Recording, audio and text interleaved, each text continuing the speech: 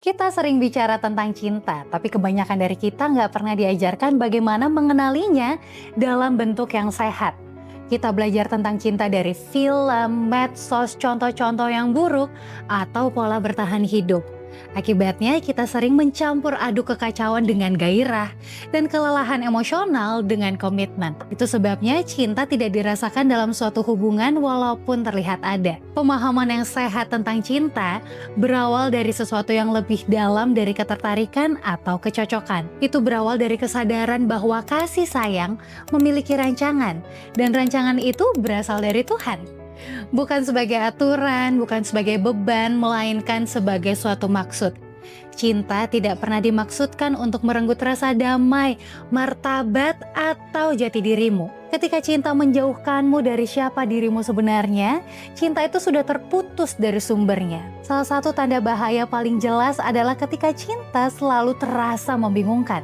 Saat kamu terus menebak posisi dirimu, menganalisis setiap pesan, atau menyesuaikan perilaku hanya demi menghindari konflik.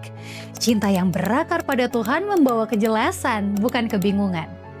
Jika sebuah hubungan membuatmu terus kehilangan arah secara emosional, itu bukan dari fondasi yang sehat. Tanda bahaya lainnya adalah ketika kamu harus mengecilkan dirimu supaya hubungan tetap jalan.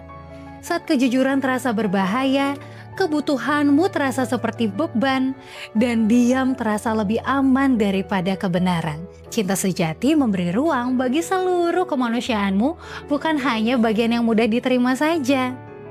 Ada juga tanda bahaya berupa intensitas tanpa tanggung jawab. Seseorang bisa merasa sangat dalam, berbicara sangat indah, tapi tetap menghindari pertanggungjawaban. Emosi tanpa konsistensi bukanlah cinta, melainkan ketidakstabilan. Cinta yang mencerminkan sifat Tuhan hadir dengan tanggung jawab, bukan sekedar perasaan. Ia memiliki bobot, ia setia menepati. Tanda peringatan lain yang sering kita anggap wajar adalah ketika kamu merasa bertanggung jawab atas keadaan emosi orang lain. Jika kamu terus-menerus mengelola suasana hati, menghindari pemicu, atau memikul beban emosional yang bukan milikmu, itu bukanlah partnership. Tuhan tidak pernah merancang kasih sayang sebagai beban sepihak. Kasih sayang adalah tanggung jawab bersama. Sekarang mari kita bicara tentang tanda hubungan yang sehat yang sebenarnya. Salah satu tanda hubungan sehat adalah konsistensi yang tidak dibuat-buat. Kamu tidak perlu mengejar kejelasan. Ucapan dan tindakan mereka selaras secara natural. Keteguhan semacam itu mencerminkan cinta kasih yang berakar lebih dalam dari suasana hati atau dorongan sesaat. Tanda hubungan sehat lainnya adalah rasa aman secara emosional. Kamu dapat berbicara jujur tanpa takut dihukum. Kamu dapat berbeda pendapat tanpa ancaman. Kamu dapat mengungkapkan luka tanpa diabaikan. Kasih sayang yang mencerminkan Tuhan menciptakan ruang bagi kebenaran.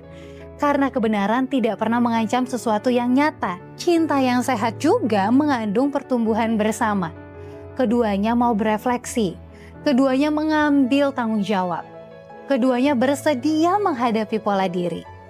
Cinta yang berlandaskan Tuhan tidak menghindari pertumbuhan, tapi mengundangnya.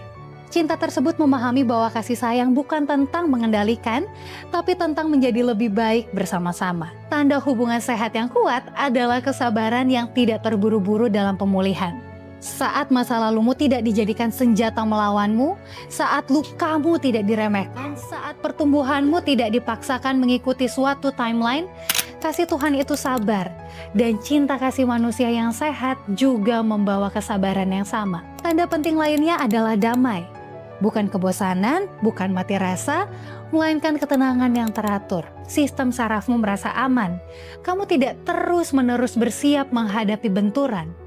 Cinta kasih yang terhubung dengan Tuhan menstabilkanmu, bukan membuat hidup dalam mode survival. Banyak dari kita kesulitan karena kita belajar kasih sayang dari sistem yang rusak. Kekacauan terasa familiar, intensitas terasa bermakna, damai terasa asing. Tapi cinta kasih itu dimaksudkan untuk mencerminkan kepedulian, kehadiran, tanggung jawab, dan rasa hormat. Ada rancangan ilahi tentang cinta yang tidak memanipulasi dan tidak membingungkan. Ketika cinta selaras dengan Tuhan, cinta itu akan menghormati kemanusiaanmu. Dia menguatkan identitasmu, dia mengundangmu hadir sepenuhnya, bukan bersembunyi. Mungkin ini saatnya kamu merenung secara pribadi. Mungkin kamu dalam suatu hubungan di mana kamu mengabaikan tanda bahaya di dalamnya karena kamu berharap akan ada perubahan. Atau momen ketika kamu menyadari bahwa cinta tidak seharusnya merenggut kedamaianmu. Atau pertama kalinya kamu merasakan hubungan yang stabil bukan melelahkan. Tanyakan pada dirimu, apakah aku merasa lebih kokoh dalam hubungan ini atau justru makin tersesat? Apakah aku merasa aman untuk jujur atau berhati-hati demi bertahan? Apakah cinta ini mencerminkan kepedulian atau kontrol? Cinta kasih yang berasal dari Tuhan tidak menuntutmu mengkhianati diri sendiri. Dia tidak meminta kamu menghilang. Dia mengharapkanmu untuk ada sepenuhnya.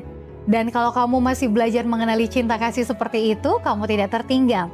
Kamu sedang bertumbuh dalam kesadaran, dan kesadaran seringkali menjadi langkah pertama menuju cinta yang lebih sehat. Jika pesan ini menyentuh hatimu, renungkan dan bagikan kepada seseorang yang mungkin sedang membutuhkan kejelasan. Karena memahami cinta kasih secara berbeda dapat mengubah cara kita memilihnya dan cara kita membiarkan diri kita dikasihi.